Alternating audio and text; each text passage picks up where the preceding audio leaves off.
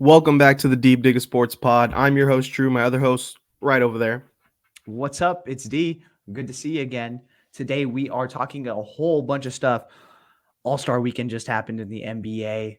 A bunch of stuff happened there. We'll talk into that because you might not have watched it. We might not have watched it. It's all good. Uh, Justin Fields unfollowed the Bears. Jimmy Garoppolo gets suspended for PEDs. Tiger Woods has to leave the Genesis. College football is back with a video game, and they just announced the new format for the CFP. Before we dig into all that, be sure to hit that like button. Be sure to subscribe.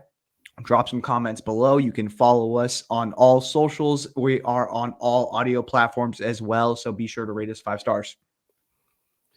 Yeah, I guess we'll dig right into the NBA All-Star weekend because a little bit of controversy. People want them to be competitive. They're not competitive at all during the actual All-Star game. I think there was some highlights and lowlights of this weekend, though, because the dunk contest obviously is going to get shit on. I think the celebrity game, you could call it a success. It got a lot of notoriety. Some NFL players in there, some celebrities, and the 3-point contest, not itself getting a lot of talk and notoriety, but the Sabrina Ionescu and Steph Curry matchup definitely being like the marquee event. And I think they should continue it. I'm on the opposite spectrum of that. Like, I think that they should discontinue All-Star weekend altogether. Like, I mean, realistically, no one gives a shit. It's a piss poor product. I mean, you have Scotty Barnes out there just doing whatever, being acoustic out there, like just throwing backwards lobs, like not being able to ball handle. You have Jaylen Brown in the dunk contest, dunking over Kai Sentient, which again gets shit on a lot, but I mean, it wasn't the best dunk. Like, if Did I you just say think Kai that Sentient? what's his name? Sinat Kai Sinat. Sentient being. Old. Shut Old. up. I'm sorry I don't watch fucking streamers. But yeah, I mean, I just don't think I think that we could all use a break from the All-Star break, and let's take a couple years off and let's come back and we'll do it when people actually miss it. Let's give it some time to like die down. Let's come back to it in a few years and then let's do it big. But I mean, even the officials, I think they sent in during the All-Star game, which was the highest scoring All-Star game ever. Uh, what did they score? Like 211? Yeah, like over 200 points. So they sent in three people. They sent in Andre Iguodala, they sent in Larry Bird, and then they sent in one other person. I can't remember who it is off the top of my head during the halftime of the All-Star game. And they were like, hey, we need to pick up the intensity. Like, we need to play hard during this game. And obviously they didn't really listen. Adam Silver afterwards, when he's like giving the trophy, is like, well, it is what it is. Here you go. Like, no one seemed pumped up by this. No one seemed to be having the people that had the most fun were Luka and Jokic. They had a blast. Like, and I would actually pay to just see them hang out.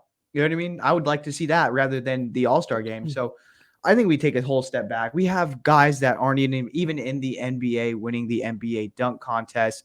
NBA actual players are afraid to do this because they're just going to get shit on because they aren't amazing dunkers. Like, it takes it's a real skill to be a great dunker. And that's not what they're doing on a day-to-day basis, if that makes sense. Well, I mean, don't get me wrong. Jaylen Brown's getting shit on pretty hard right now, but I don't think it's solely because he's a big name, he's an all-star, whatever. If you're going to be an all-star and come into this event, you need to take it seriously so you don't get shit on. It felt like Jaylen Brown went in there thinking, I'm going to just do whatever, I'll make the finals. Like, he was guaranteed to spawn the finals just based off his name. And fans knew it. Fans saw that Obi Toppin had way better dunks. It wasn't Obi, it was his brother. Jacob Toppin.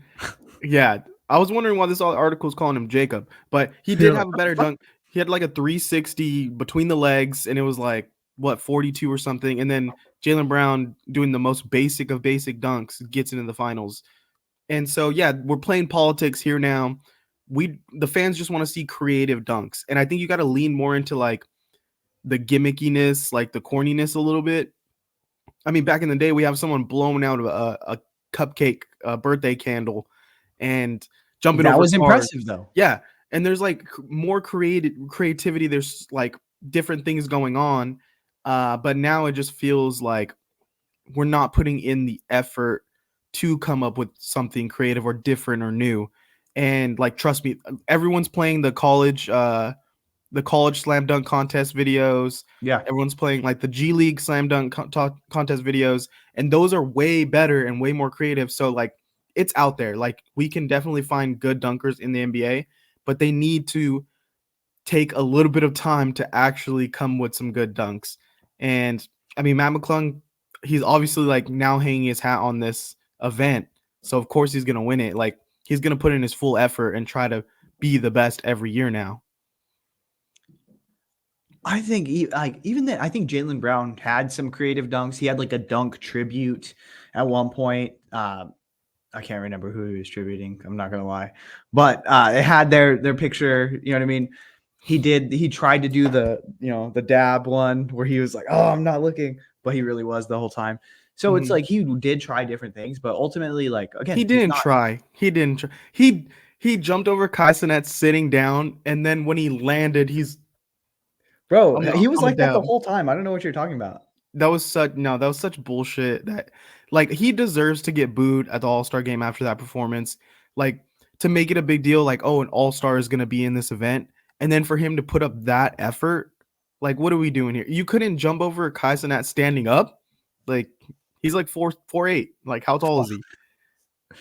No, I think too, like, again, if you're gonna put that on Jaylen Brown, like everyone in the All-Star game doesn't give a shit either. So it's like, why would we care about the dunk contest? Like Then the don't sign whole up for the dunk weekend, contest. no one gives a fuck. Yeah. So it's like, why put that on just Jaylen Brown then? No one gives a fuck about the entire All-Star weekend. It's dead, dude. I think again, just give them back some time. I would rather see something else around basketball. Hey, let's do a show around like this. Like, oh, let's take them to the Basketball Hall of Fame, and it's going to be Steph, LeBron, and Jokic doing a round table, like something like that. I would rather see that than them play in a shitty game. Do you think it's just All-Star games in general are dead now because the NFL, I'm not watching them grown men play flag football and not care about winning. Like, what's the purpose of this anymore? And then they're playing dodgeball is the new marquee event for the NFL, and the 3-point contest is the new marquee event for the NBA. Like, we've gone so far away from the competitive games in All-Star or Pro Bowl games. Like, is it just a dead idea? I think MLB has the like market on cool all-star events because you have the home run contest, home run derby, you have the all-star game, which is still played at a high level. And I think because it's easier because you don't run the risk of getting hurt. Really, the only time you're going to get hurt is if you like really throw your hardest. And so I don't think a lot of guys are really doing that. But I mean, baseball is hard in general. I think baseball has the all-star weekend mentality like good because it's a fucking cool event. Like it's still really cool. I think the other two sports, like the NFL, you can't go as hard because of the risk of injury. And why are you going to do that? The basketball, I don't know why it wouldn't be cool. And now I know why. It's because players don't give a shit. And so they've told us numerous times that, hey, fan, we don't care what you like. We're going to do what's going to help us to advance further in the playoffs or keep us healthy for the regular season so we can make a bag. And that's it. And I understand, like, that's it. At the end of it, it's sports business, but also you need to generate revenue via these TV deals, which again are coming up, and people aren't watching this shit. No, like they said, the ratings were higher for the NFL Pro Bowl than it was the NBA All-Star game. And that should be fucking concerning to the NBA because the NFL has literally flag football for their All-Star event. You guys have the best players in the NBA going and playing this game, and no one gives a fuck anymore. You should And be deeply concerned about and the this. NFL has trouble developing. Well, the NBA has trouble developing stars. The NFL, you looked at them. It was an Italian guy, Yeah. Tommy DeVito, biggest star in the world for like a month, and the NBA is having trouble bringing in these next round of superstars. So, what's really going to happen when LeBron and Steph retire? They're going to be in a pretty bad rating situation then. Yeah, man. And I think, again, it's hard because the NBA, this is a whole nother conversation as far as who's going to take over the face of the league.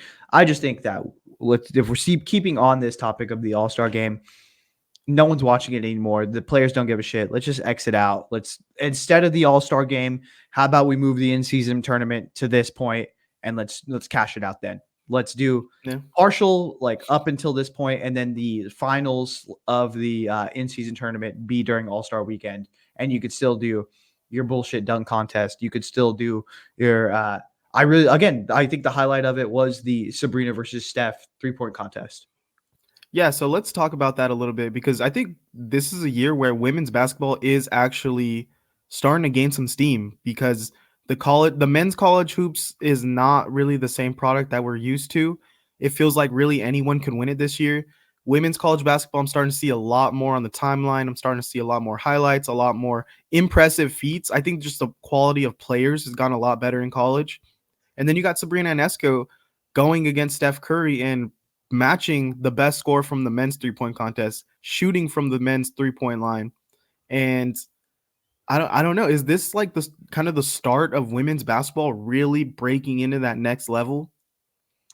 Yeah, I would say that's a huge winner from this last week of just sports in general is women's basketball. I think we're starting to see that gain more notoriety, more validity, and gain some more traction as far as their fan base being like, yes, I told you, like, there's actual skill here. There is something to be said with the star power coming from this women's college basketball and moving into the WNBA. And again, I've said multiple times that the WNBA just does a horrible job of marketing their players and making them stars.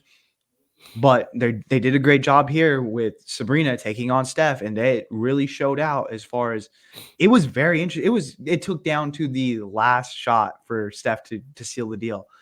It was awesome. I really enjoyed it, and I think that there's big props to Sabrina, obviously big props to Steph, but ultimately, like, events like this are so cool, and I think it breeds new fans into, okay, well, let me check out the WNBA a little bit more. Let me start to watch a little bit more women's college basketball. Let me start to do this.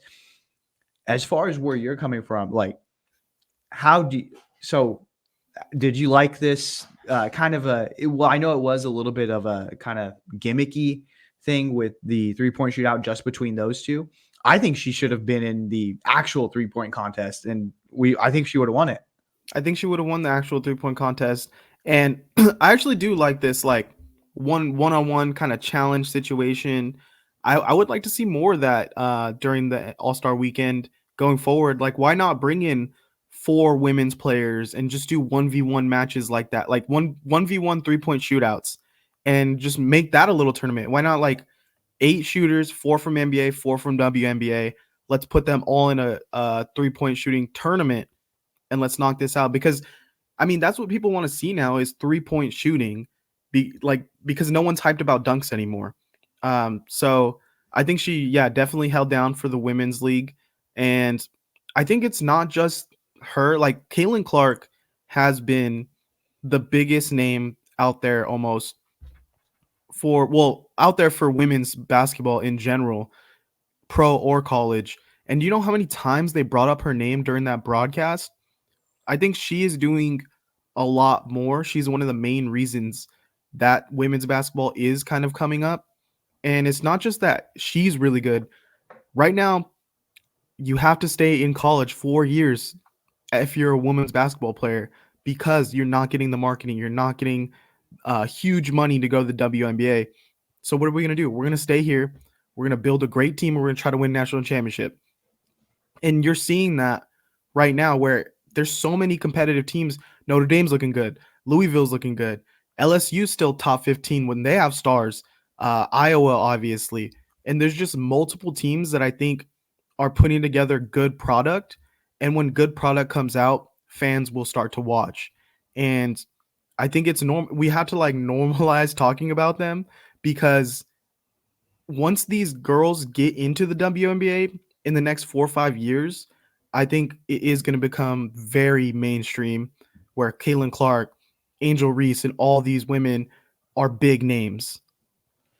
And that's where the WNBA has problems. They have roster issues. Instead of embracing the young talent, it's more of a like, all right, well, we're going to keep these old vets on the roster because they've earned it, and you can go overseas. And it is kind of bullshit. Like, but again, that's a topic for another day. As far as Caitlin Clark becoming the highest scoring women's basketball player ever, what a great accomplishment. I mean, she has become so transcendent in sports, where she is now talked about, and it's either you love her or you hate her. If you're on one side, you feel adamant about it, and I think that I'm on this side where she is great.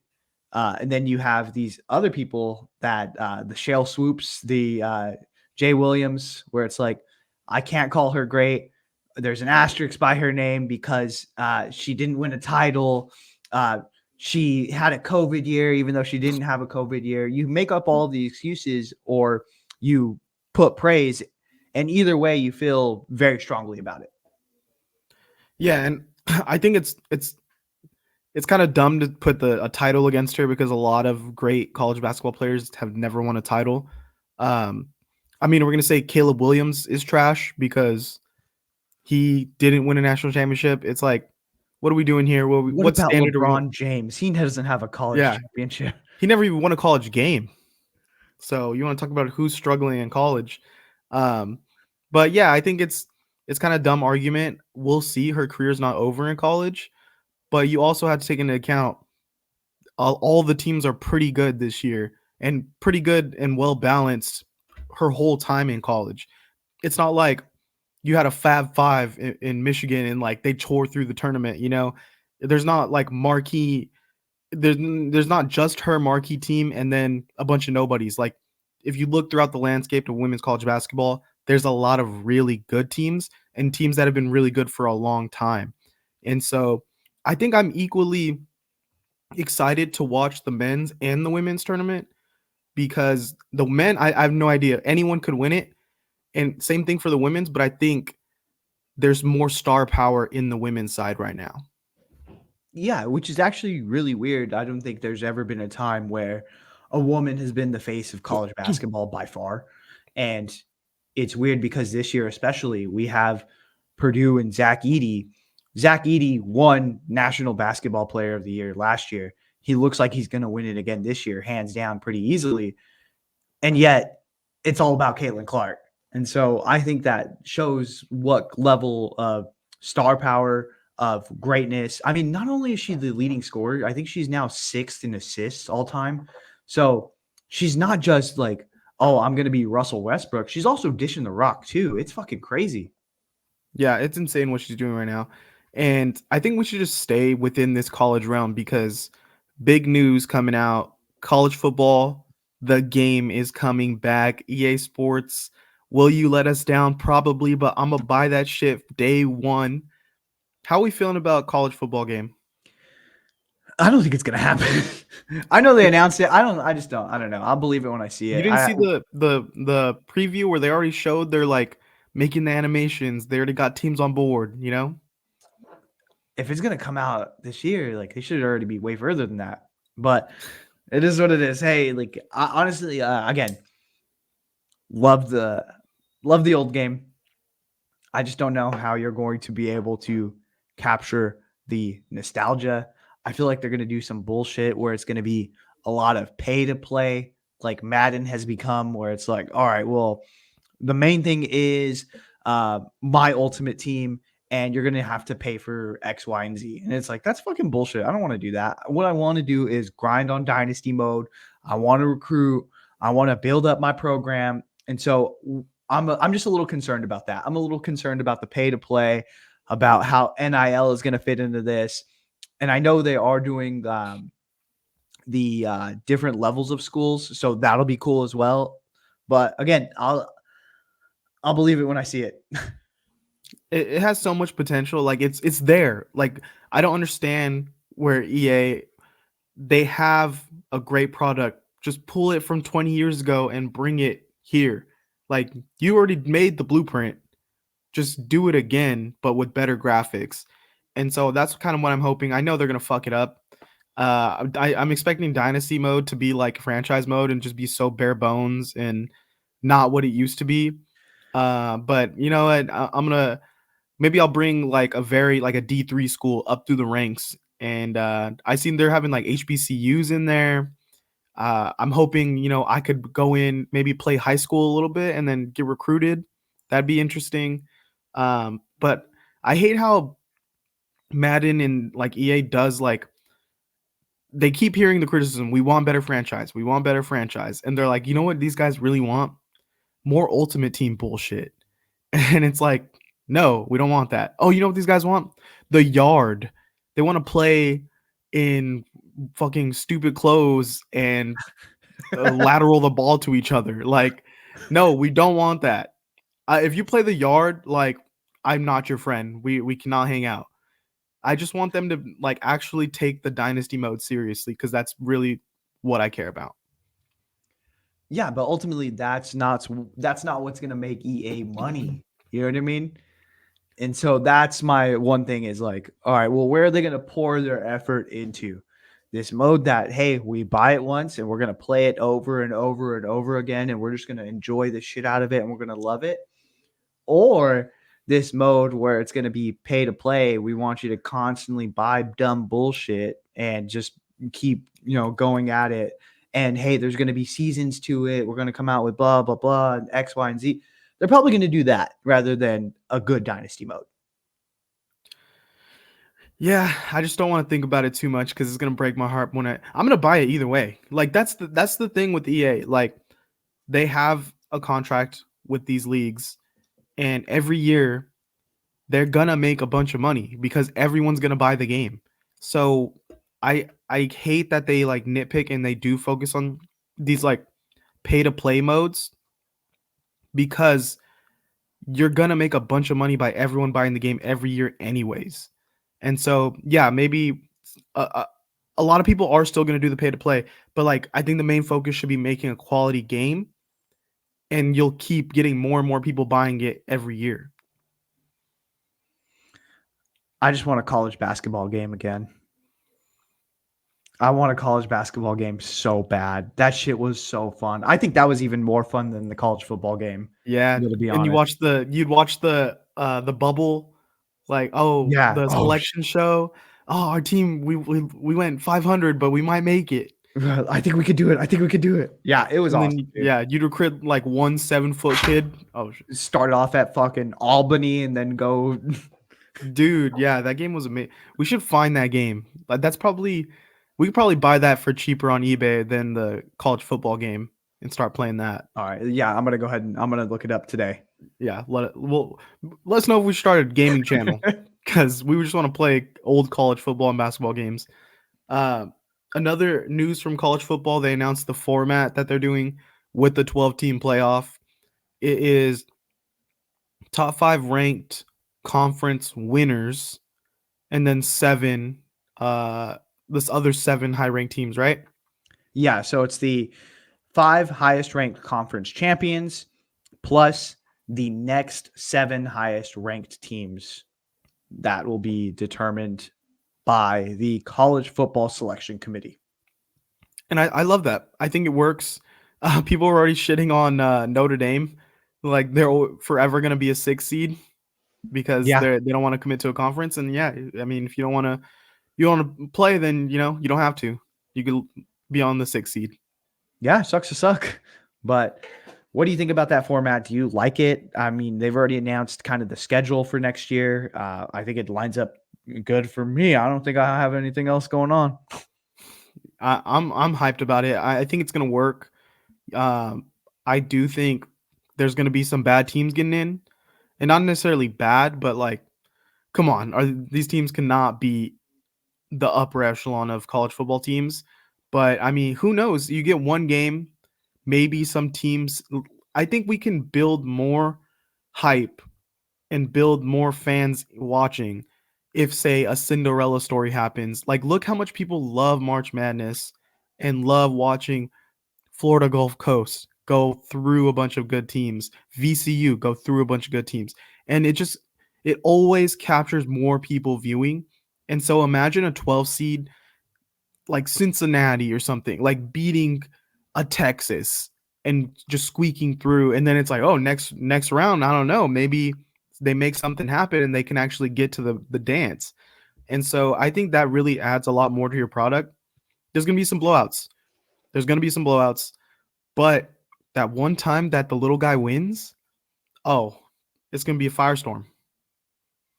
And not only that, too, I think we see it in the college basketball tournament in March Madness is the momentum that comes behind a win as an underdog. Especially, I don't know where these games are going to be played. If they're going to be played on neutral sites, if they're going to be played at home, if you earn a home game, those are going to be big. But if you are a small school and these are played on neutral sites, man, imagine the crowd behind you if you get a win and you advance to the next round. And then it's like, okay, let's fucking do this, dude. Let's lock in. Let's go. We're going to take on Florida and we're going to beat their ass. Like, let's do like the amount of hype that's going to be around your entire program is just going to be crazy. And so I think that's one thing that is kind of underrated is the rallying behind these programs when they do get a win, especially again in the tournament, you start to see it. I think we could have some of that residual effect in this college football playoffs. I think you needed the expansion of the playoff too, because now with the way NIL set up where the top teams are going to eat and the rest are going to starve, I think you can start to get more of an NFL feel and be like, hey, listen, we made the playoffs last year. Like, we're on the up and up. We're feeling good about our program. Or, hey, we were one win away from making the playoffs last year. Like, you could start to build like internally little successes other than pointless bowl games that nobody watched. Like, you could start to be like, listen, we finished second in the conference last year. If you come here, we can make the playoff next year. And I think that's another thing too. Conference play is going to be huge. Yeah. You have to care about every conference game. And I think you need to be building to win your conference every year, because guess what? You could lose every other game, win the conference, you're in the playoff. Boom. You just turned your whole program around. And I think that's what teams need, these smaller mid schools need to be hoping for, is catching lightning in a bottle, making the playoff or winning their conference one year, and then that can build into your recruiting. Yeah. And that's what I was actually going to say too, is like, you don't even need to be super highly ranked. I mean, you have to be one of the higher ranked conferences, but you can catch just by winning your conference. And so that is a game changer for a lot of these programs. And it's like, okay, we can do this. Like, hey, we were in recruiting. Hey, we were 2 or 3 games away from winning our conference this year. We think that you could be the difference. And we're going to pay you some NIL money. It's like, that sounds pretty fucking sweet to me. Yeah, I'll go here. Yeah, I'll do this. So I think that's going to be one of those things moving forward that you can really sell kids is, hey, we are so close. We're a couple pieces away from winning our conference. If you come here, we can do that and we'll make the playoffs. Yeah, and another reason I'm glad it's expanding is we get to watch more quarterbacks play. How many good quarterbacks have come through recent years that never made the playoff and didn't get to, build up their name, or we get to see them in bigger moments. And now we get to see 12 quarterbacks every year go into playoff situation. So it's exciting stuff. Oh, yeah, I'm pumped, dude. I think it'll be really cool, especially the way it lines up. It lines up kind of perfectly in that holiday season. So it's going to be first round is December 20th and 21st. Second round is going to be New Year's Eve and New Year's Day. Semifinals January 9th and 10th. And then the championship is going to be on the 20th. I think that overlays pretty perfectly with the holiday season. And it's just going to be one of those times where it's football, football, football, football, football, football. And I I'm love that ready. shit. I'm ready. All right. I miss We want to football move. already. Yeah. Let's move on to a different sport because baseball season, go Giants. We'll see right here. Go Giants. Coming up pretty soon here. But I mean, we don't want to talk too much about the roster yet. There's still a lot of big free agent names out there. We're waiting for the everything to kind of be finalized. Teams get going, but the jerseys. If you guys have not seen these new jerseys with Fanatics and everything, pause this really quick. Go and type in the Google new MLB jerseys, see-through pants, and I hope what we're talking about comes up and not something inappropriate. But how are you feeling about these baseball jerseys and the see-through pants? I think that was an interesting way to market. I think that's pretty wild. But yeah, I mean, not only are fans complaining, but players are complaining about the jerseys. One, they look cheaper. They're not stitched anymore. Instead, it's the press on.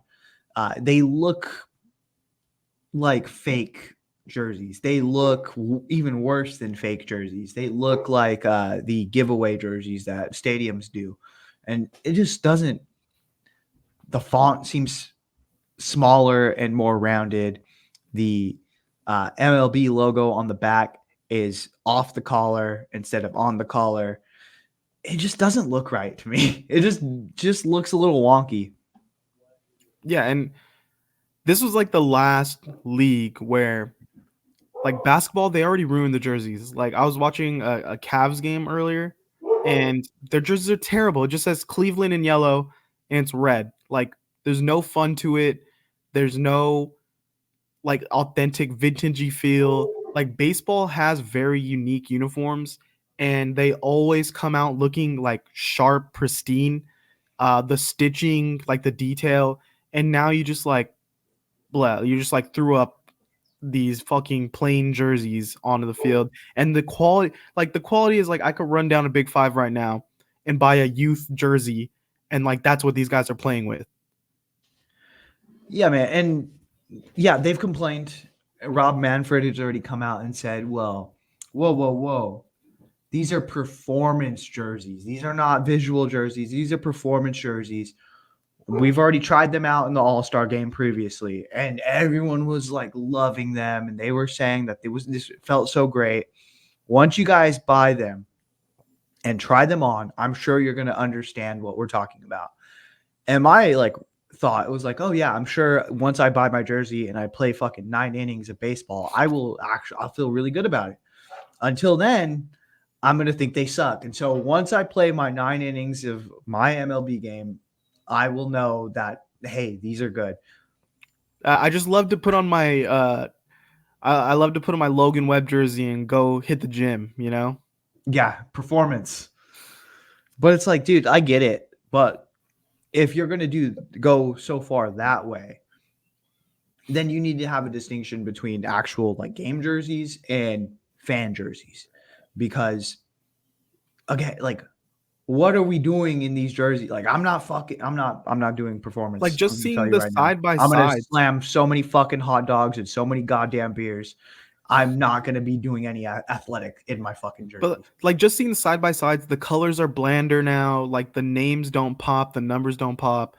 And then the pants are what the worst thing because you could see tucked in like the jersey going all the way down to their thighs. I And know who so was it? It was the Mariners. What? The Mariners were doing a media thing, and then you could yeah, see the guys tucked in pants. Shohei, they did a photo shoot Oh yeah. in you see his jersey. I think there was a Boston player, or maybe it was Shane Bieber, and from behind you see like red underwear or red jersey or something. And so like Fanatics trash and these Nike jerseys, we need to figure out something different because it's already a huge failure.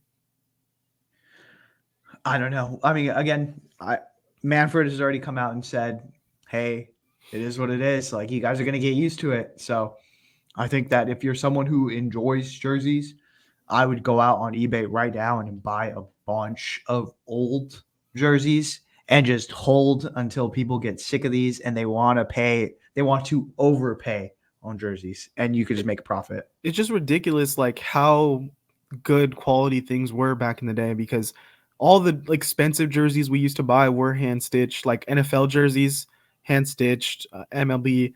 And now when you go to a stadium, like we went to the Niners game, it's like $300 for a printed jersey.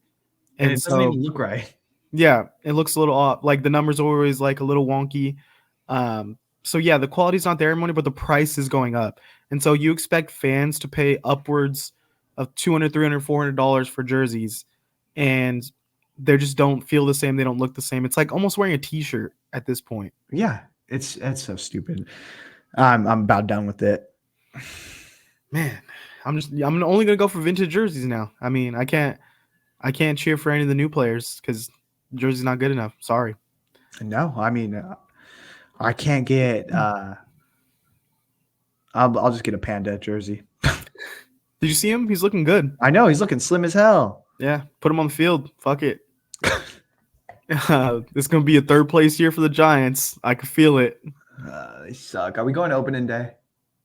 I think we are. It's like $30 right now. Fuck.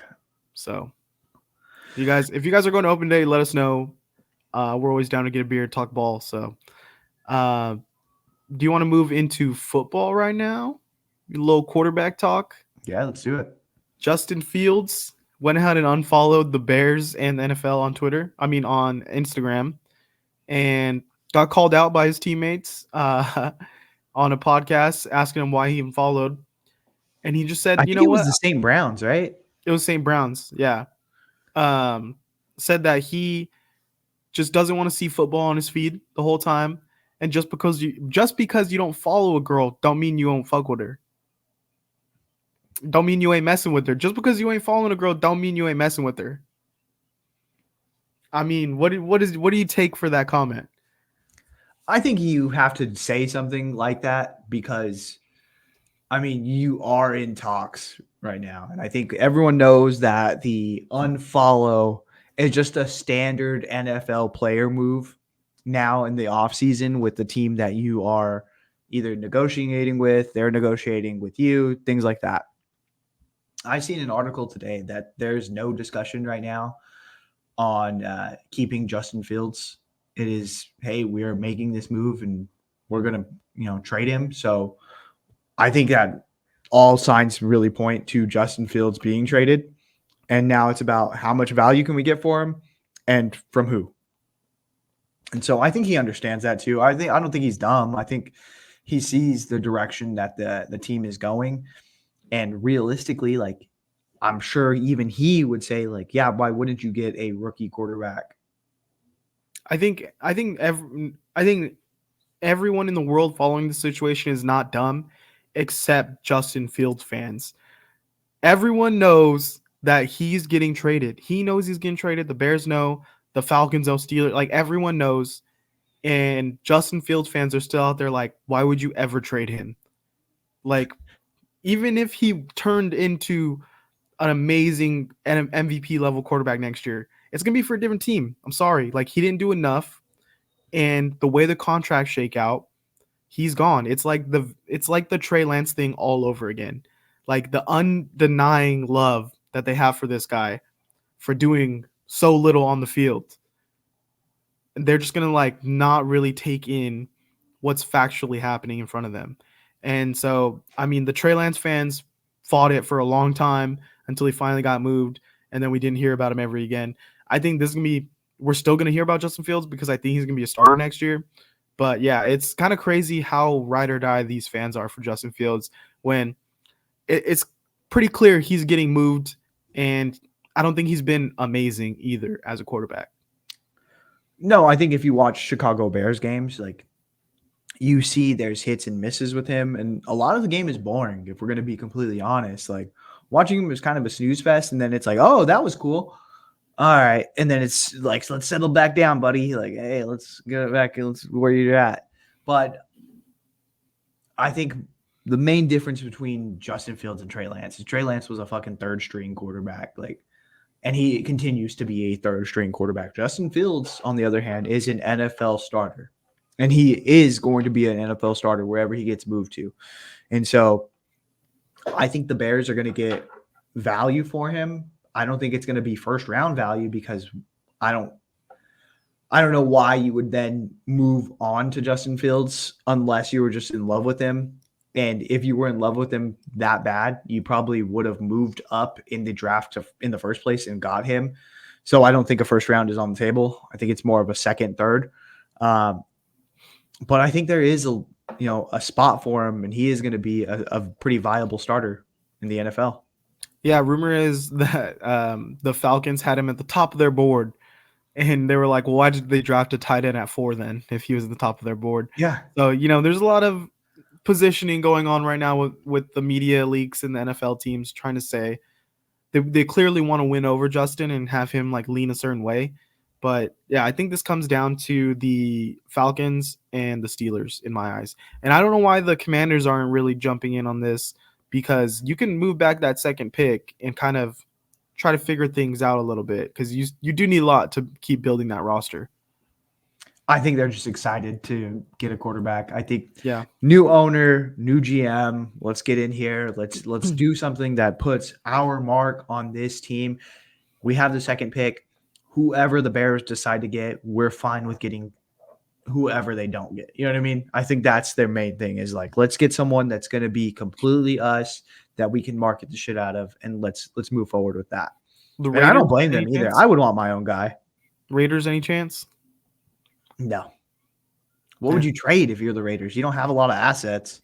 Well, I mean, moving into our next story, they can give him Jimmy G if they want, because Jimmy Garoppolo got suspended for 2 games next season for PEDs. So it was something that just wasn't revealed to the league, right? It was, something that's on the list that you can take, but you need a note from a doctor to take it, and he didn't provide that, and so he got suspended for 2 games for the first 2 games of next season. And he's getting cut, right? Yeah, and so that is leading to him being cut because the suspension voids his guarantee, and him getting cut is also going to void out a bonus. So I think they're going to save like 22 million or something like that. Mm-hmm. It's just crazy because a year ago you're thinking, man, this guy is going to go on the market and he's going to be a solid starting quarterback, like top 15 starting quarterback, top 20 starting quarterback for someone and really stabilize a franchise. And now we're looking at him like, dude, you couldn't beat out Aiden O'Connell and you were on PEDs. So really, what is he anymore? Is he going to be a third string guy? Is he going to be a backup? Is he going to get a job? I really don't know what the league puts their value on with him anymore. Yeah, and that's the thing. Like, so I'm going to go ahead and say this right now. I think that the further, again, we get away from Jimmy Garoppolo being a 49er, the more that we're going to look back and be like, damn, Jimmy was actually really good. Like, you know what I mean? There's going to be a lot of knuckle draggers out there that just say like, oh, Jimmy sucks. Fucking Jimmy was ass, blah, blah, blah. Whatever. Fuck you. I'm not even the biggest Jimmy Garoppolo fan, but I understand what he did for the 49ers, and he did win a lot of games. So let's get that out of the way. Now, moving forward, a lot of what happened when San Francisco is going to come back to bite Jimmy in the ass, because he wasn't a guy who really felt like he was all in for the team for multiple off seasons. There were stories that, hey, the 49ers couldn't get a hold of Jimmy. Is Jimmy really going to be a locker room guy when it comes to Trey Lance and things like this?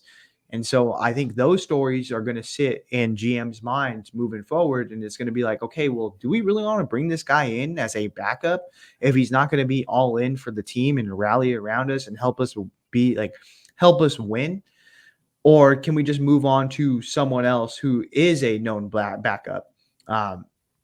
And so I don't know. I think it's really going to hurt him as far as his reputation and things that happened in San Francisco. Yeah, I mean, he didn't look good at all going to the Raiders. And I mean, we knew some of what was going to happen. Like, he's going to throw dumb picks. He's going to have up and down games. He's not going to throw for a lot of yards.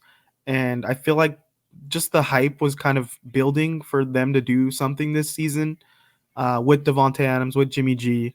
And so Aiden O'Connell showed flashes here and there, but I think he's just going to be a really good backup. I'm interested to see like what they do at the quarterback. Do they draft someone? Like, do they try to bring in a Kirk and try to do this whole veteran quarterback thing over again? I have no idea, but for sure it's not going to be with Jimmy G. Maybe he lands back in New England as a backup or something. Like, where does he have really connections? I don't know. Definitely not going to be back in San Francisco though. Could he be with the Texans? That You know wouldn't what be I too mean? bad. But they have like such a close already quarterback room. They love each other, and so I wouldn't want to break that up really. I would say start. Then you start looking at the Shanahan The guys, and it's like Jets, the Jets. Then you start looking at. I mean, the Jets would be good. I yeah. mean, because they are going to need a viable backup. Is Zach Wilson still on the roster? I think so.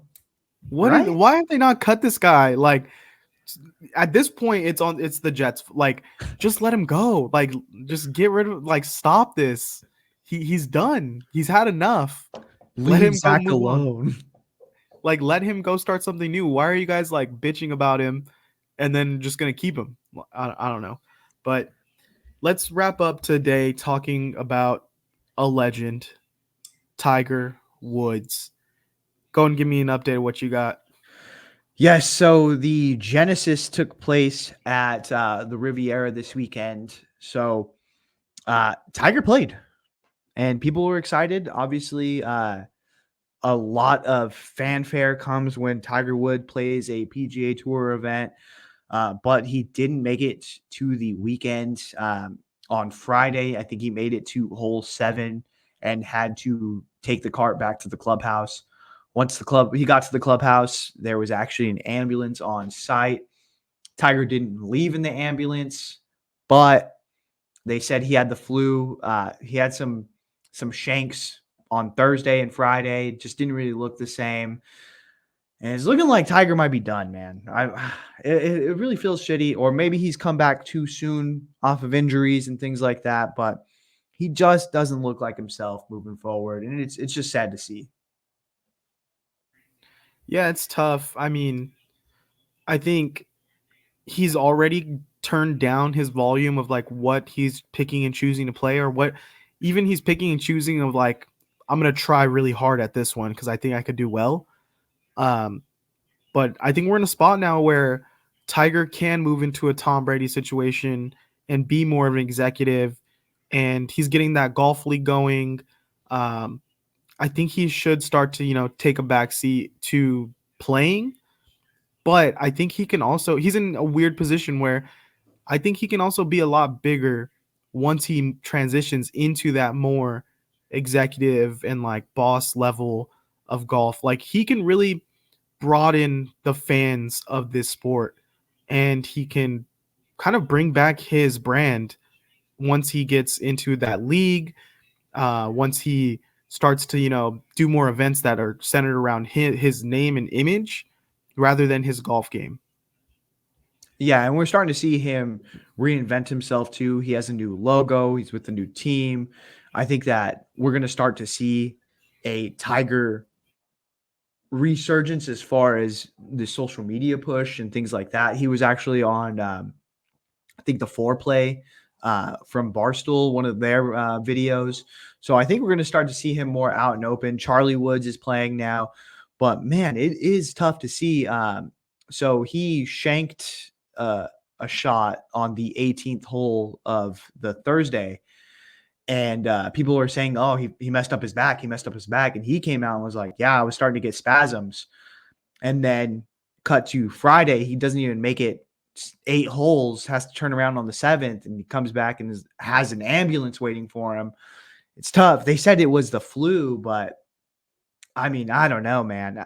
It's just really tough to see. It's hard to see legends of the game going out like that. But It sucks that, you think of Tiger, you think of elite athlete, and he's going out like this. And then John Daly's out there fucking slamming ripping drinks and sticks, still riding going. camels, doing Yeah. dumb shit, and It's playing in crazy how it tournaments. sometimes works like that, where it's like, alcohol and cigarettes will kill you. And then that person lives to like 90 something, It's Yeah. kind of like the golf version of this. But I mean, if you think of like the one thing that you could say about Tiger Woods is competitive. And he pushed his body to the limits for years. And that's why you're starting to see the breakdown of it. I just hope that he can just do a couple of events, hit the majors, and put together some Tiger performances moving forward. That would be my hope. I don't know if we get it this year. I don't even know if we get it at any point moving forward. I know But I if mean, it golf it is does. one of those games that you can play from, you know what I mean, age 5 all the way through to the rest of your life. And so maybe he does settle down for a little bit. He only plays a couple, he picks his spots here and there, and then he comes back and puts on amazing performances. You just never know with this guy. Yeah, it is like one of those feelings where I think people have been waiting for that next signature win from him, and him just like ride off in the sunset and finish a legendary career. But I just don't know if he's gonna get it. But wishing that he comes back healthy and we do get to see him play a little bit more for this year. Get him into the majors and see what happens.